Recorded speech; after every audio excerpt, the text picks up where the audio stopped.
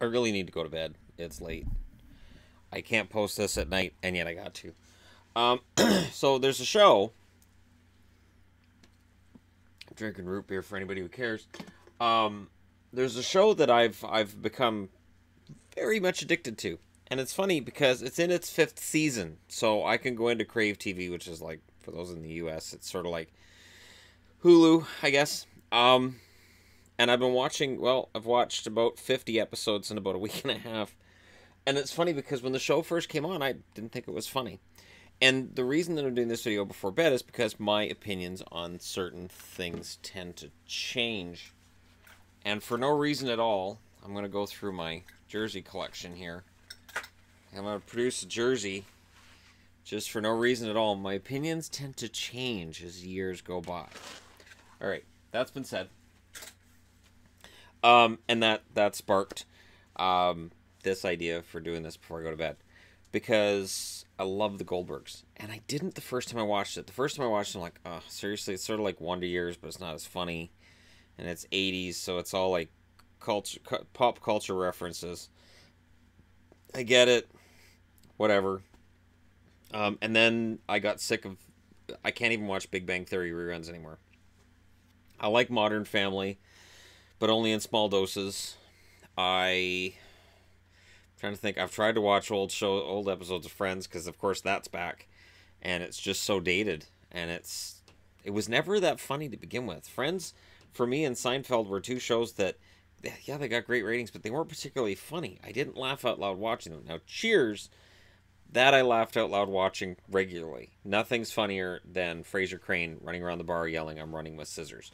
That was one of the funniest things, and when Woody and Kelly are trying to make a video to send to Kelly's parents, and it's just, yeah, that's. Anyways, I could get into Cheers, but I won't. Let's not. Let's just take that and push that aside. Um, Goldbergs is hilarious, and I didn't know that until I'm trying to remember which episode it was. I know it's one of the more recent episodes that I watched, and I was like, you know what, this is kind of funny, and then I laughed, and that's a rarity watching television that I actually laugh at something I see. It's why I like Ash versus Evil Dead so much. It's got that dark humor, and there's always at least one or two things that get said in the episode that I'm thinking, wow, I couldn't say that out loud. I definitely couldn't tweet that out. I couldn't say that on my channel, but man, that's funny. And Goldberg's. I think what I like about it is, yeah, there's pop culture references, but I do identify with the writers a lot. When I grew up, for me, it was all Transformers. I love Transformers. As much as I love hockey now, I was hugely into television, Knight Rider. Um, there was a guy in my school that I used to play Knight Rider with at lunch breaks, and we'd take turns as to who was playing Michael Knight and Kit, and who was actually the bad guy in the. And basically, it was just it was like a hide and go seek kind of thing, except one was Kit and Knight Rider, and the other one was the villain. So, anyways, I'm watching the show, and I can see a lot of myself in certain parts of it. I can see my mother in certain parts. There are episodes I watch, and I go, wow, the mom in this show is really reminding me of my mom here. And I can see parts of my dad and my grandfather and the dad on the show, kind of, sort of. And both Adam and Barry, I can see parts of myself in them, and then other people I know too. And what can make a really good show is when you can see yourself in a character. And I think where the Big Bang Theory lost me was that the characters changed. And I get it. People get older and they mature. This wasn't a maturing. The characters completely change from season 1 to season 12 of the Big Bang Theory. They are completely different characters. There's almost no relation, except they got a lot meaner. There was sarcasm in the first season. Once last season, I watched a few episodes last season. They're just mean to each other. And I watched these episodes, and I'm like, none of these people should be friends with each other. They're all jerks. Now, on the Goldbergs, you've got the big brother that picks on the little brother, and that's what happens. And you've got the sister who doesn't really care, but she kind of does, and she kind of sides with her brother when she has to, but she doesn't really want to.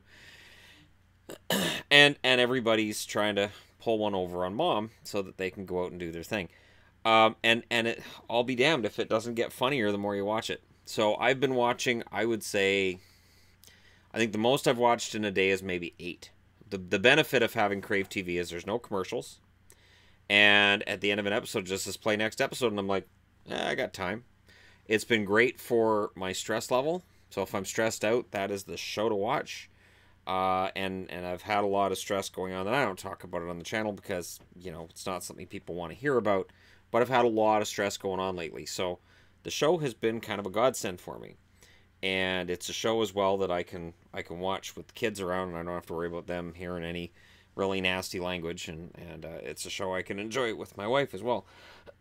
Because while there's an age difference between Yvonne and myself, it's not that big that we can't both enjoy all the 80s cultural references. And of course, her point of view as a girl and being younger is different than mine being a boy and being older. So it's kind of fun. And they touch on everything. And once you get past the fact that it's 80s, so there's no one year that it's set in. There was an episode early on where I'm like, wait, what year is this in? Because that happened in 1981, and I know that happened later in the 80s. And they're in the same episode. So I had to look it up. And, the writers explain that it's just in the 80s, and Adam's memories don't reflect reality. This is his memories. He remembers it, and he's misremembering certain aspects of the stories. So he's bleeding his stories into one. That's fine. It works, and it's funny. And I don't notice any dead episodes. I think one of the things I look for with a show is when there's episodes that just aren't funny. And in a comedy, when you've got 24 episodes in a season, you're going to have ones that are not as funny, and maybe not all that funny at all. But when you have episodes that just do nothing, they do absolutely nothing, where at the end you're like, wow, that was a waste of time. And I've had that experience with almost every show I watch, even favorites, even Simpsons, South Park. It's happened where at the end of a half an hour I'm like, wow, why did I watch this again? This was just painful. This was hard to watch. So I don't go through that with Goldbergs, and I haven't yet.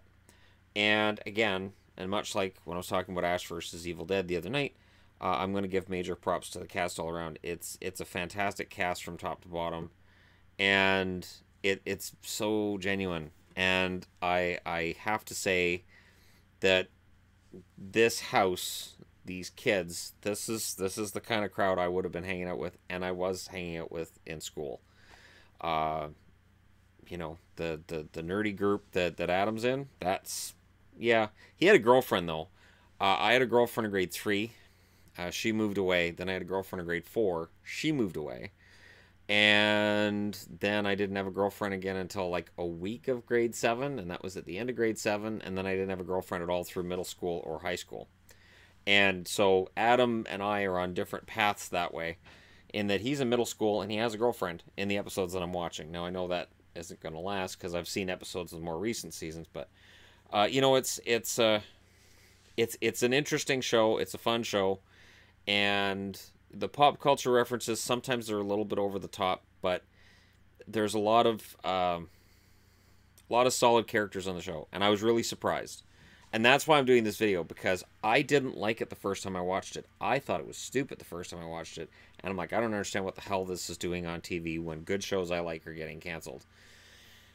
I'm wrong. And when I'm wrong, I admit it. Again, for no particular reason, I'll hold this up. No particular reason at all. Anyways, yeah. So if you're looking for a show to watch and you've got time to sit through, I think I've got another 80 episodes before I get caught up. And it's great, because as I get caught up, there'll be episodes from this season to watch, and then we're set. And I'm also glad, I'll throw this in here, I'm also glad that the Big Bang Theory is wrapping up after this season, which is the 12th, because, my God, it's time.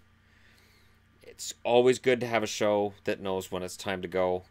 And in this case, they're going out probably 3 years too late. Alright, let me know your thoughts in the comment section below as always. Don't forget to hit like and subscribe if you're browsing your way through, you just happened upon this video.